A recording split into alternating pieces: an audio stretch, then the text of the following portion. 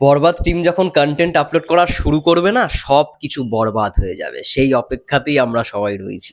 নমস্কার বন্ধু, আমি রূপম, চলে এলাম আরো একটা নতুন ভিডিও নিয়ে। বন্ধুরা, গতকালকে আমরা জানি একটা বিশেষ দিন অনেকের কাছে ছিল, এবং আমি জাস্ট না পৌশালীদের একটা ভিডিও দেখলাম, সেখান থেকে বিষয়টা জানতে পারলাম। দেখো, এর আগেও কিন্তু রিয়েল এনার্জি প্রোডাকশন হাউস, তাদেরকে যখন জিজ্ঞাসা করা হয়, চ্যানেল আই থেকে যে ইন্টারভিউটা করা হয়, সেখানে শারিন ম্যাম বলেছেন যে কোনো সিনেমা এই ঈদে যে কটা সিনেমা আসছে বরবাদের সঙ্গে, কোনো সিনেমাকেই সে কম্পিটিটর হিসেবে ধরে না। সে তাদের সিনেমাটার ভালো রকমভাবে মেকিং করার চেষ্টা করেছে।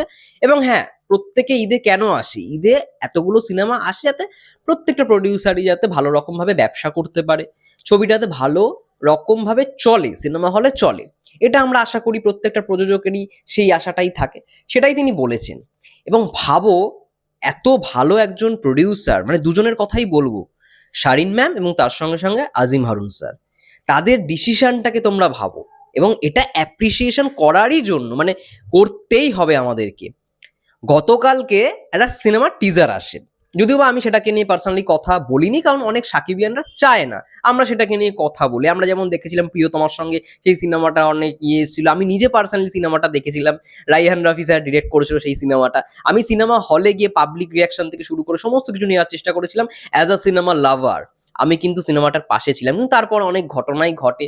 যাই হোক না কেন, হ্যাঁ, এই ছবিটাও যখন আসবে তখন আমি সিনেমা লাভার হিসেবে দেখবো, একজন সিনেমা প্রেমী হিসেবে দেখবো, কিন্তু সেটাকে নিয়ে কথা বলবো না, হয়তো ভিডিও করবো না।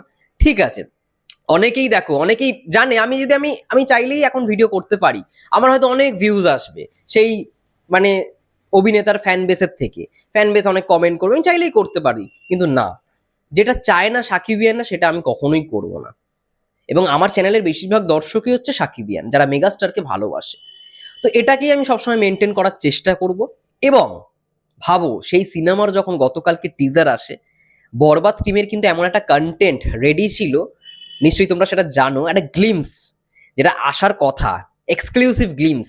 ঋদ্ধি সিদ্ধি এন্টারটেনমেন্ট পক্ষ থেকে সেটা বলা হয়েছিল যে একটা এক্সক্লুসিভ গ্লিমস কারা কারা দেখতে চাও। তো ওটা কিন্তু প্ল্যান করা ছিল গতকালকেই দেওয়ার, কিন্তু তারা দেয়নি। কারণটা কি? যাতে ওই সিনেমার টিজারের সঙ্গে কোনো রকম ক্ল্যাশে যেন বরবাদ না যায়। এটাই হচ্ছে একজন ভালো প্রযোজকের মেন্টালিটি, মানবিকতা। সবকিছু মানে ব্যবসার দিক থেকে দেখলেই হয় না, মানবিকতা হচ্ছে সব থেকে বড় ইম্পর্টেন্ট একটা জিনিস, যেটা কোথাও গিয়ে এই, মানে সিনেমা ইন্ডাস্ট্রি ভালো করবে সেই দিকেই যায়। আজকে চাইলেই বরবাদের একটা যদি কন্টেন্ট দিয়ে দেওয়া হতো, তাহলে কিন্তু বরবাদের দিকেই পুরো রেসটা থাকতো, কিন্তু প্রযোজক কিন্তু সেটা করেনি। ওদের গ্লিমস রেডি থাকা সত্ত্বেও ওরা কিন্তু সেই জিনিসটাকে সাপোর্টই করেনি। কারণটা কি? যদি বরবাদের কন্টেন্ট আসতো বা গ্লিমসটা যদি আসতো, তাহলে কিন্তু সেই টিজারের রেসটা কমে যেত। বোঝা গেল ব্যাপারটা? এখন দেখো, দুই, মানে স্টারেদেরই, মানে কি বলবো, ফ্যান বেসের একটা লড়ালড়ি চলছে, এটা চলবে। কিন্তু মেন যে বিষয়টা, বরবাদের যে কন্টেন্টটা যেটা রেডি পুরোপুরি ছিল, সেটা কিন্তু তারা ড্রপ করেনি, যাতে কোনো রকম ক্ল্যাশ না হয় বা সেটা যাতে চাপা না পড়ে যায়। তাহলে একজন প্রযোজক, তার মানবিকতাটা দেখো। সে কিন্তু অন্য কন্টেন্টে বা অন্য সিনেমার ক্ষতি চায় না। আমরা জানি বরবাদকে আটকানোর জন্য, মানে আটকানোর জন্য অনেক রকমের ষড়যন্ত্র চলছে, অনেক রকমের অনেক কিছুই চলছে, কিন্তু আলটিমেট বরবাদ টিম সমস্ত কিছু প্ল্যান করে রেখেছে। তাদের কন্টেন্ট কবে ড্রপ হবে, তাদের কন্টেন্ট কবে আসবে, আপলোড হবে কবে, কারণ হাতে কিন্তু বেশি সময় নেই। সেই সময়ের মধ্যে প্রত্যেকটা সিনেমারই প্রমোশন করতে হবে। দেখো, তোমরা বলছো অনেকে যে প্রমোশন কেন হচ্ছে না, কন্টেন্ট কেন দিচ্ছে না। কোনো প্রযোজক বা কোনো সিনেমার মেকার্সরা চাইবে যে তাদের সিনেমার ক্ষতি হোক? তারা কন্টেন্ট দিলে তো তাদেরই ভালো, তাদেরই সিনেমার হাইপ বাড়বে, তাই না? যেমন টিজারটার হয়েছে। তো ঠিক টাইম হোক, তোমরা খুব শীঘ্রই, আমি বলেছিলাম আজকে অথবা আগামীকাল কিছু একটা আসবে, কিছু একটা আসবে। এবং সেটা গ্লিমসই হয়তো হবে, যেহেতু আমরা ঋদ্ধি সিদ্ধির পক্ষ থেকে দেখতে পেয়েছি একটা এক্সক্লুসিভ গ্লিমস। তো ওটাই আই থিঙ্ক আসবে, আমার মন বলছে। যেটা যখন, মানে যখন সেটা আসবে, তখন কিন্তু সেটা নিয়েই চর্চা হবে।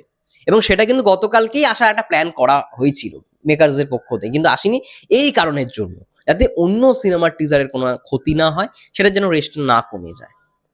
যাই হোক, প্রত্যেকটা সিনেমাই ভালো ব্যবসা করুক। আমি অ্যাজ আ সিনেমা লাভার এটাই বলবো। আমাকে তো দেখো, আমি যখন প্রথম ইউটিউব করা শুরু করি তখন আমাকে প্রত্যেকটা সিনেমাই দেখতে হতো। এখন যদিও বা মেগাস্টারকে নিয়ে বেশি ভিডিও করি, সব সিনেমার আমি রিভিউ দিতে পারি না, হয়তো দেখি একটু পরে দেখি, লেট করে দেখি, তার জন্য রিভিউটাও করতে পারি না। যে অ্যাজ আ সিনেমা লাভার আমি প্রত্যেকটা ছবি দেখবো যখন আমাদের এখানে ইন্ডিয়াতে আসবে। আমি কোনো ছবির খারাপ চাইবো না, কারণ খারাপ চাইলে সেটা বাংলা ইন্ডাস্ট্রির ক্ষতি, বাংলা সিনেমার ক্ষতি। আজকে ধরো না, যেই ডিরেক্টর, মানে গতকালকে যেই সিনেমার পরিচালকের কাজ এলো, যেই সিনেমার টিজার এলো, সেই ছবির পরিচালকই তো পরবর্তীকালে সাকিব ভাইয়াকে নিয়ে কাজ করতে পারে, হতেও তো পারে। যেমনটা রায়হান রাফি স্যার, মানে 2023 যেমন প্রিয়তমা ভার্সেস রায়ান রাফি স্যারের ছবিটা এসছিল, তারপরে আমরা দেখছি যে রায়ান রাফি স্যারের সঙ্গেই কিন্তু মেগাস্টার কাজ করছে, মানে রাইহান রাফি মেগাস্টারের সঙ্গে কাজ করছে। আবার তাণ্ডব আসছে। তো কাউকে অপমান করা উচিত না যতক্ষণ না তাদের দিক থেকে অপমানটা আসছে, এটা আমাদেরকে মাথায় রাখতে হবে। যাই হোক, এটা বলেই ভিডিওটা শেষ করবো। সবাই ভালো থেকো, সুস্থ থেকো, tata, take care and bye. দেখা হচ্ছে নেক্সট ভিডিওতে।